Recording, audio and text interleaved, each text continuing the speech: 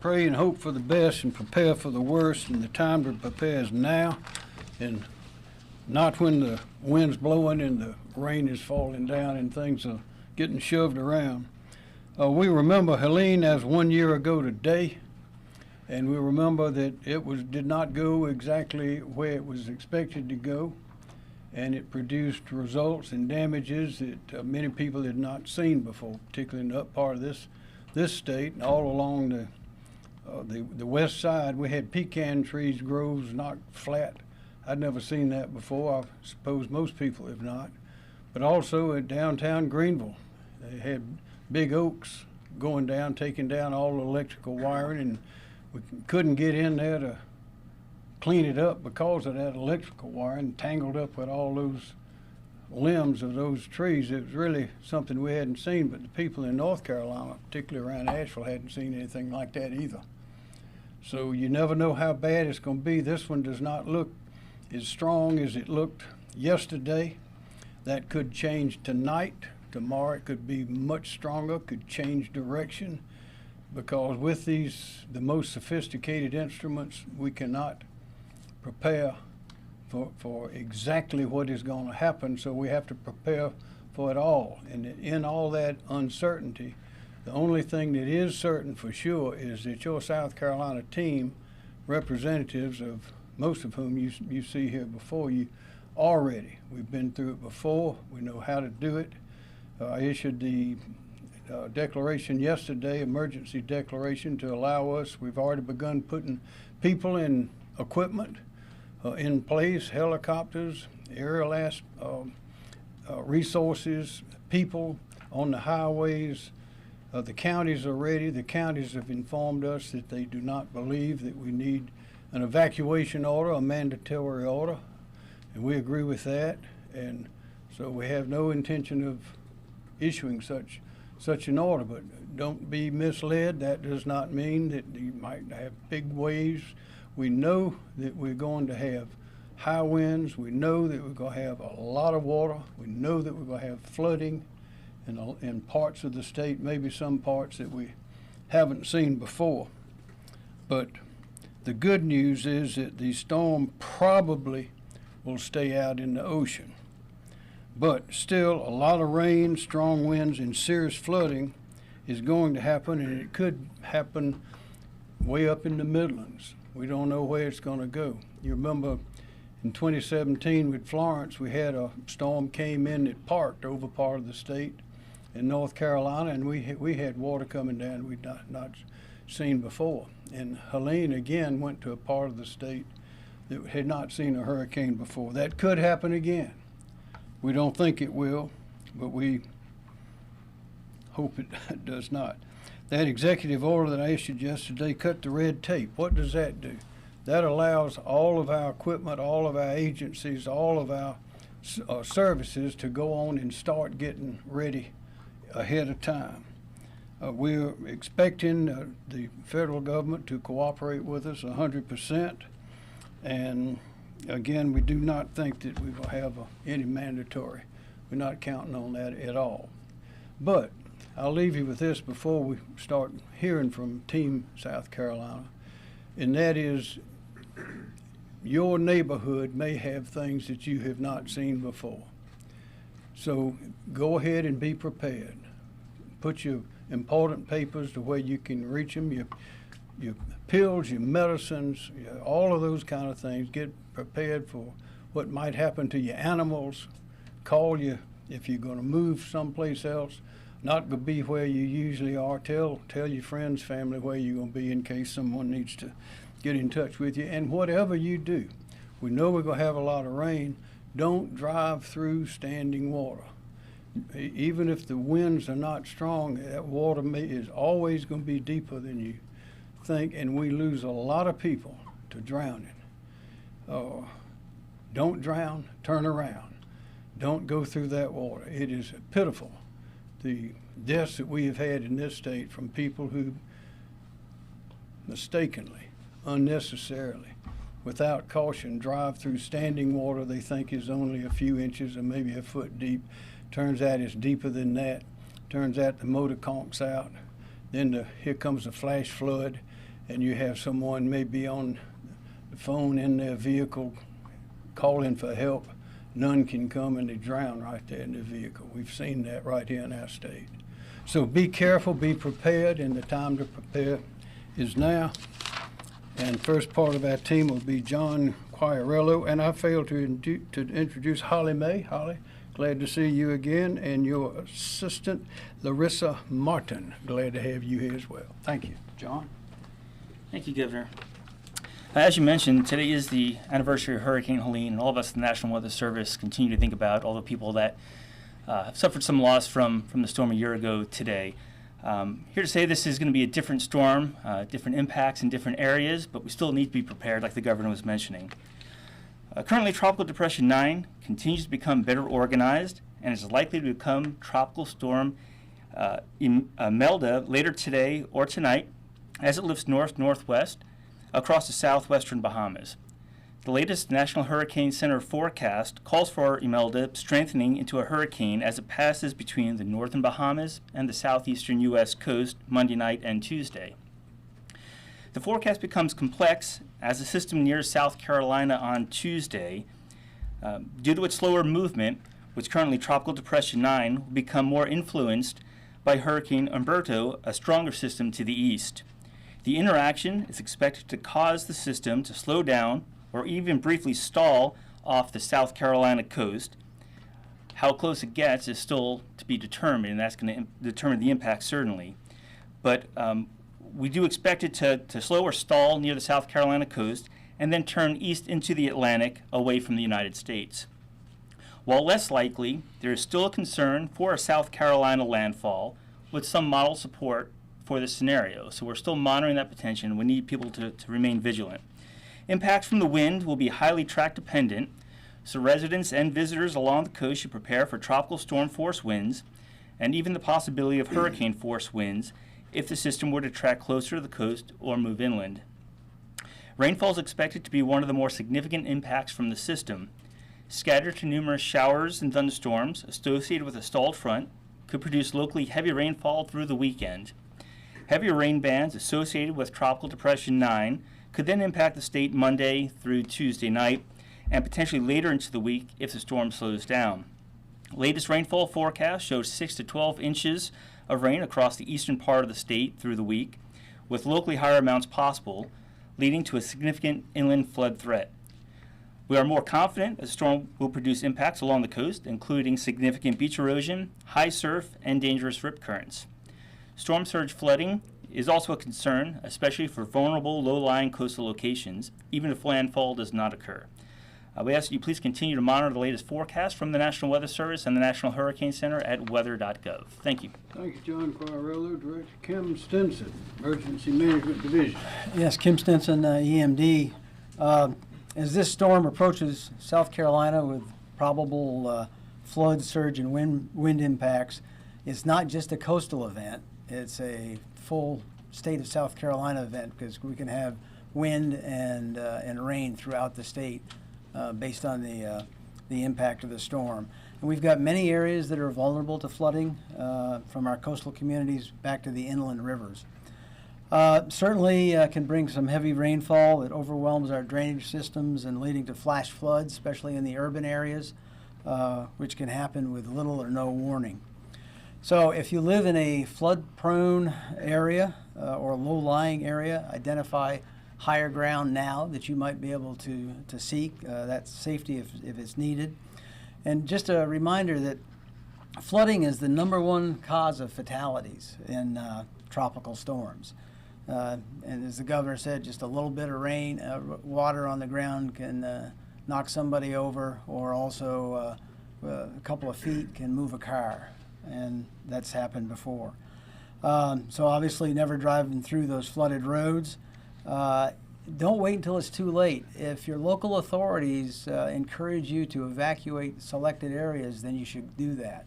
And there'll be shelters that are opened up for people to go to if they want to seek those shelters. But it's very important to follow the instructions of your local officials, extremely important.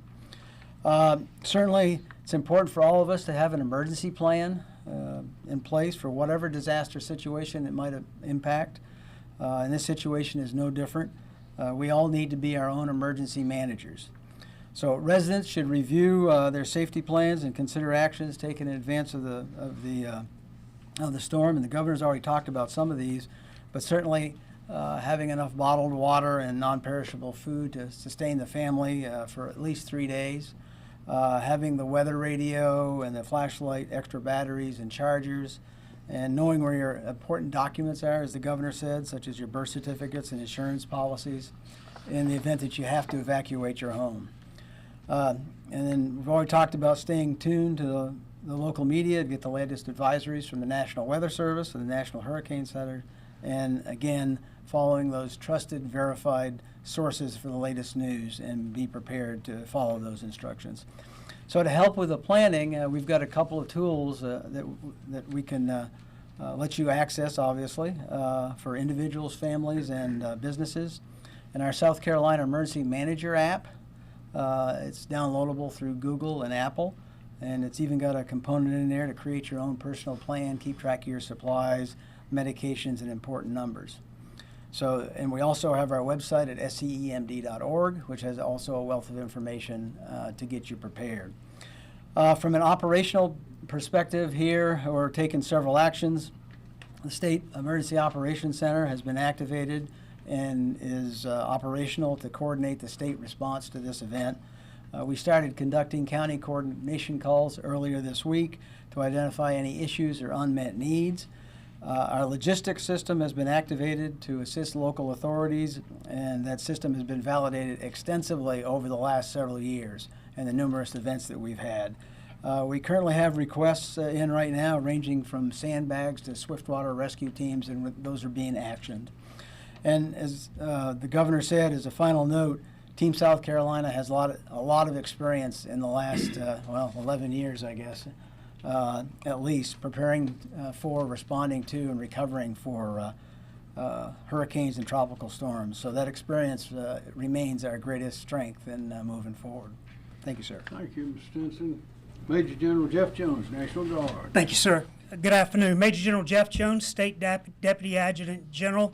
The men and women of the South Carolina Army National Guard, Air National Guard, and the State Guard are prepared and currently positioning to support any request from any agency statewide. Our liaisons have made contact with and are reporting to requested emergency operations centers. There, they will communicate and collaborate with any agency that is requesting support from us. We are mobilizing 150 guardsmen who will man 30 high water vehicles and perform general purpose support. They will be on station tomorrow morning ready to perform their missions. In addition, we have 81 high water vehicles in reserve should they be requested. Other capabilities that we have are on standby if needed include aviation support, law enforcement support, any general purpose support, and logistical support. The South Carolina State Guard, under the command of Major General Leon Lott, stand ready to respond, particularly with debris clearing, engineering support if they need it, and also general purpose support. To date, we have received 7 missions assignments from supporting agencies. We are ready to meet those missions and any more that come our way. Thank you, sir. Thank you, General. Secretary Justin Powell, Department of Transportation. Thank you, Governor. The South Carolina Department of Transportation is actively preparing for the impacts from Tropical Depression 9. For the past 2 days, crews in our coastal counties have been preparing equipment and have been addressing known drainage hotspots. We've also been pre-positioning equipment in locations that we historically know we have challenges with during tropical weather. Those activities are continuing today in anticipation of storm conditions early next week. We ask the public to slow down, move over, and make space for road crews that'll be out in the coming days ahead of the storm. We are ready to go to 24-hour operations as the storm arrives early next week. We're also preparing to deploy 10 assistance crews from the upstate and Midlands to the coast on Monday to bolster our personnel there.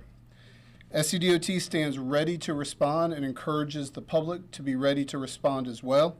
Please rely on official information sources like our 511 SC app that you can get real-time traffic information and can be downloaded on the Apple and Google stores. Thank you, Governor. Thank you, Secretary Powell. State Fire Marshal Jonathan Jones. Thank you, Governor. LLR's State Fire Division continues to staff the Emergency Support Function 4 and 9, supporting resource requests with search and rescue teams, including swiftwater and floodwater rescue teams. Our Palmetto Incident Support Team, which provides command and control and coordination for search and rescue statewide, was activated effective noon today, and will continue to coordinate search and rescue and mission resource requests throughout this incident. We've already been working with FEMA, who will be sending 2 urban search and rescue task forces with water rescue capabilities to stage here in Columbia on federal operations support status beginning tomorrow. In addition, FEMA is sending their search and rescue incident support team to co-locate with ours here in Columbia to help bolster command and control and resource coordination should we utilize any federal resources. The 6 urban search and rescue teams that make up the emergency response task force system here in South Carolina, as well as South Carolina's helicopter aquatic rescue team, have been rostered and stand ready to respond.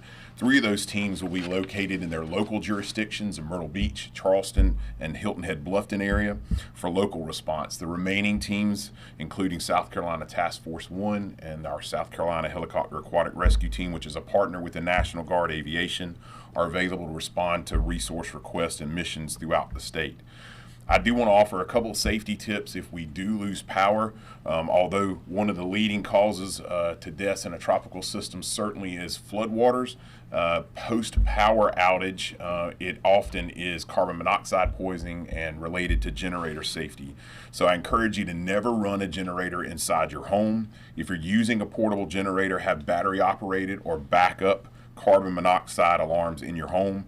Don't overload a generator, and before refueling, make sure you shut the generator down and allow it to cool. Keep a generator at least 20 feet from doors, windows, and eaves where those fumes can make their way into the home, and never use a generator in an attached garage. You already heard it mentioned about floodwater safety. When it comes to flash flooding, a citizen's first line of defense is awareness and avoiding floodwaters if at all possible. It's difficult to judge the depth and the speed of floodwaters, and you can easily be swept away in what may seem like shallow water. Also, assume that all floodwater is contaminated. You don't know what it is. You don't know about wildlife, reptiles, and vectors and ants and all those kinds of things that can be swept up in floodwater. So the best thing to do is avoid it altogether. Thank you. Thank you, Mr. Jones. Director Robert Woods, Department of Public Safety. Thank you, Governor. Rob Woods, South Carolina Department of Public Safety. DPS is prepared to begin response operations on Monday at 6 a.m. with 150 law enforcement personnel from the Highway Patrol, State Transport Police, SLED, SCDNR, and SCPPP assigned to the coastal areas of South Carolina. Our operational priorities are focused on addressing increased calls for service, which we typically see in these storms, such as more traffic collisions, disabled motorists, downed trees, blocked roadways, and so forth. We will operate on a 24-hour basis beginning on Monday through the course of the event. As has already been mentioned but can't be emphasized enough, to the public, please be reminded to avoid travel during hazardous weather, and particularly to avoid roadways that are blocked by downed trees, downed power lines, or that are flooded. Thank you, Governor. Thanks, sir. Robert Woods. Myra Reese, Department of Environmental Services. Thank you, Governor. Good afternoon. Myra Reese, Director, Department of Environmental Services. The Department of Environmental Services is continuing to work very closely with the Governor's Office and all of our fellow state agencies as South Carolina prepares for potential severe weather and heavy rainfall. We also are continuing to maintain great coordination and communication with our local emergency managers and officials who are doing an excellent job in preparing and also keeping their communities informed. Please make sure, you'll hear many of us keep reminding everyone to please make sure you continue to follow the recommendations of your local officials and stay informed with the weather. I heard someone yesterday say, instead of being weather worried, I'm going to be weather aware.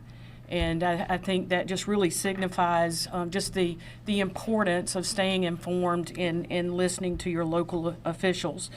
When there's a threat of heavy rainfall and severe weather, one of the first things that the Department of Environmental Services prioritize is a focus on our state-regulated dams. Yesterday, our staff proactively used our emergency notification system, it's called ReadyOp, to alert owners of regulated dams in the areas of the state that could receive the heaviest rainfall, advising them that they take proactive steps to prepare their dams and minimize any impacts. Steps like clearing debris from the spillways, assessing the water levels to determine if lowering the level is needed to minimize those storm impacts and accommodate the incoming storm flows. Additionally, our dam safety staff have been in the field for several days and are out there today. Will continue through the weekend and will be assessing additional dams in areas that may be most impacted based on any shift in the current forecast data. I do want to point out that on our website we provide an interactive map of every state-regulated dam in the state at des.sc.gov/dams, and feel free to look at that interactive map. I think it's important also to point out that our dam safety team prepare for severe weather impacts way before hurricane season even begins. Back in May, we began a pre-seasonal boot camp of our state's regulated dams to have a current awareness of dam conditions throughout the state, having communications with our dam owners. This keeps us informed and prepares us for when severe weather that does threaten our state so that we can help dam owners take any necessary proactive measures.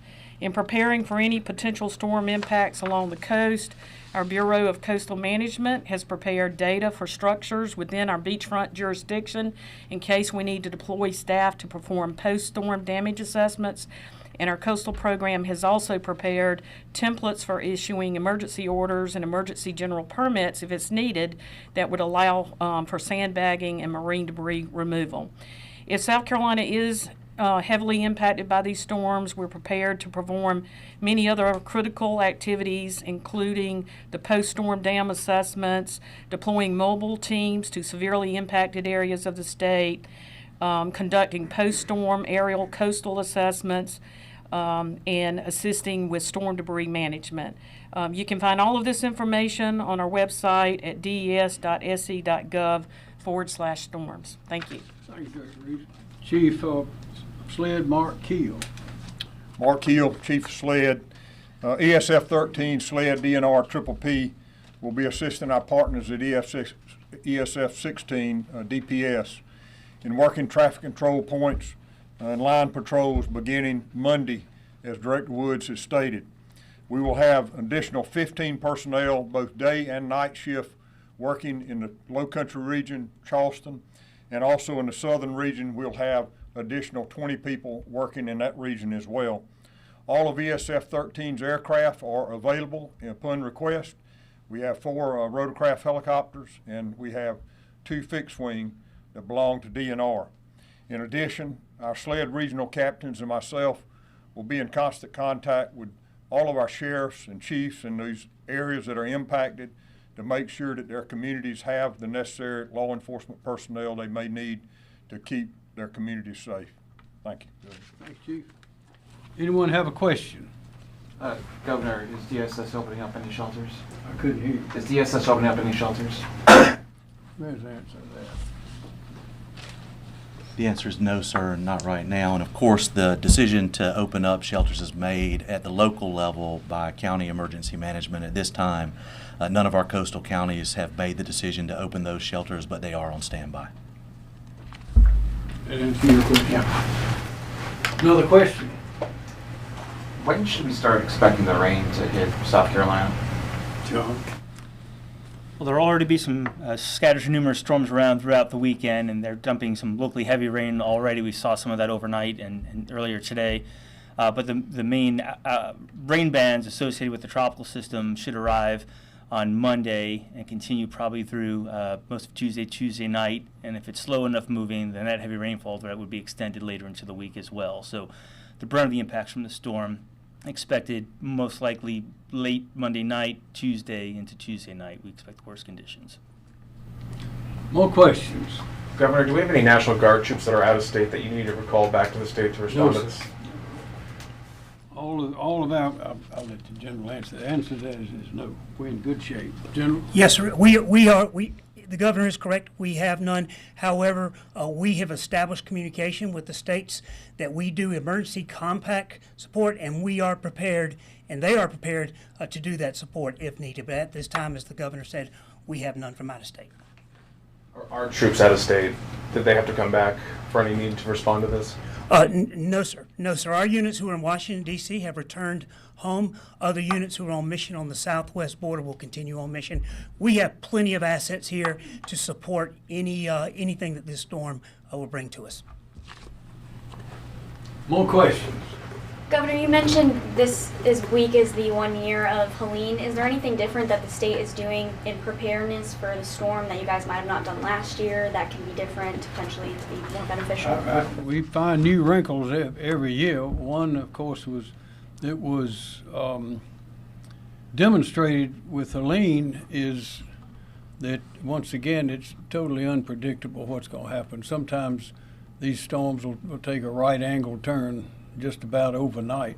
That one, Helene, of course, was predicted to go roughly where it went, but it went to more to the east, 50 or 100 miles closer, farther away from Atlanta. It was supposed to go right through Atlanta, and it certainly didn't. And that was a new experience for a lot of people, and had a lot of damage that we'd not seen before, particularly all those pecan trees and the down trees. I know Greenville, other places had it as well, but I mean, trees, big oak trees downtown, are all on the ground. We don't usually see that. In Hugo, we had a lot of trees go down. That one went all the way, came through Charleston, came through Columbia, and went up to Charlotte and took down 100-year-old trees in downtown Charlotte. So what we learn every time is reinforced is that you never know where they're going to go. They don't tell us where they're going to go, and we can't predict. Anyone want to comment again on that further? I would just say that we really didn't identify what we would call systemic failures of the system. But there's always, as the governor says, there's always areas that we can do better, sometimes in terms of sheltering and feeding. And then one lesson learned last year, and maybe Director Bates wants to talk about it, but I'll mention it, is that we found that we needed closer coordination between local authorities and the utilities.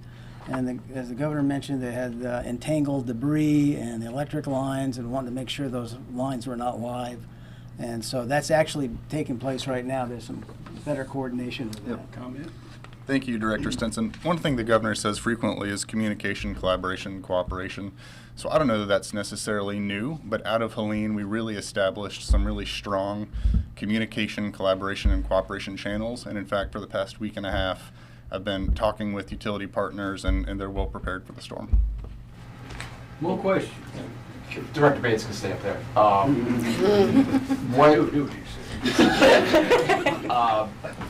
What kind of electric utilities are pre-positioning and where right now? Sure. Right now, Dominion and Santee Cooper have assets that they're working to pre-position. I'm aware of just north of Beaufort and north of Charleston.